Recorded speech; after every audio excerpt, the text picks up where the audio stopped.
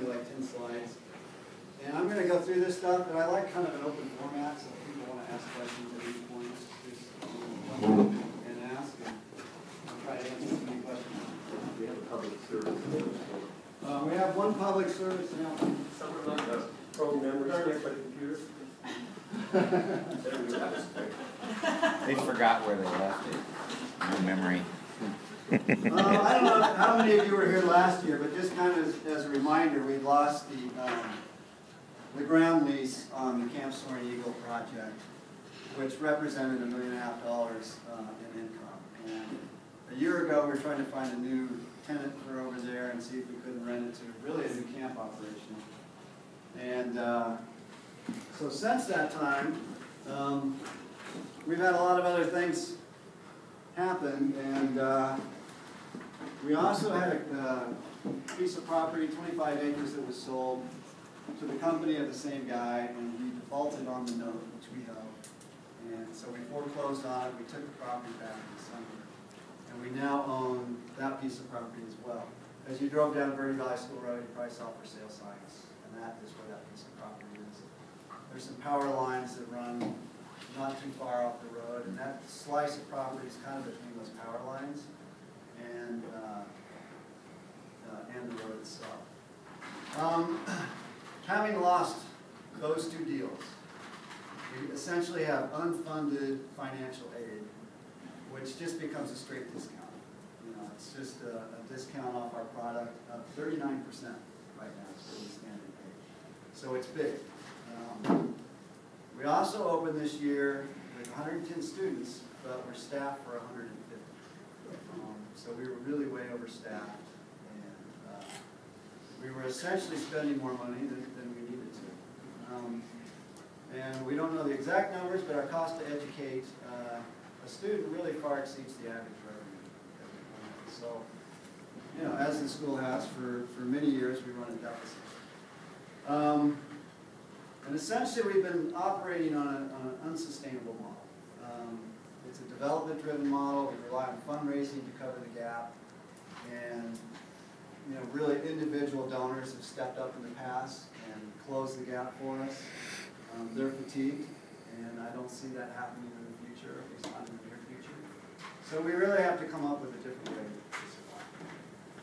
In September of last year, we held a strategic retreat, which was designed exclusively to, look at the finances and how we can move forward, if we can move forward.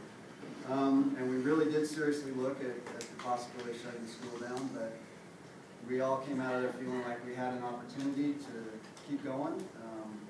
There was a way out of this, and we just had to, we pulled those resources together and tried to figure out a path out. And we've really taken this attitude that crisis is not only a situation where you've got to overcome your challenges and your difficulties, but it's a really great opportunity. You get to kind of hit the reset button in some ways and refocus on some of the most essential stuff you can do. And just a quick assessment of the school, and a lot of this came out of the retreat we did. The mission is an essential component of everything we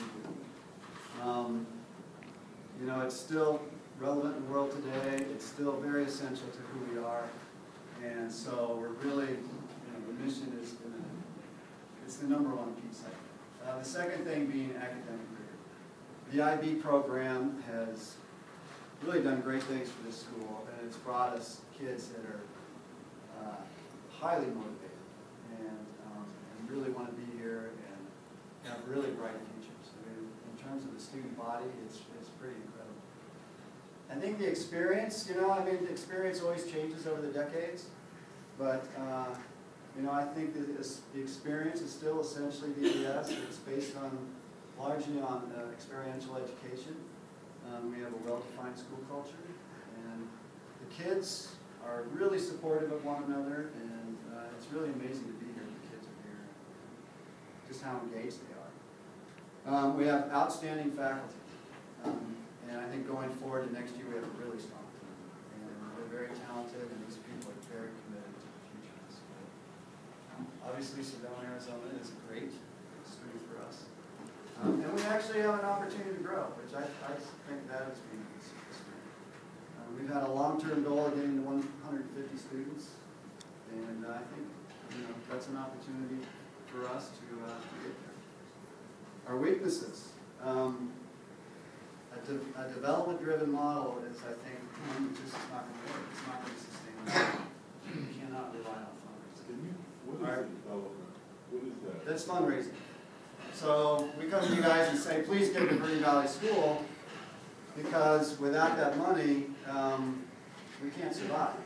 And we've been doing that, forever, really. And it creates a big challenge because the deficit is large enough that it's hard to raise the money we need to fill the gap.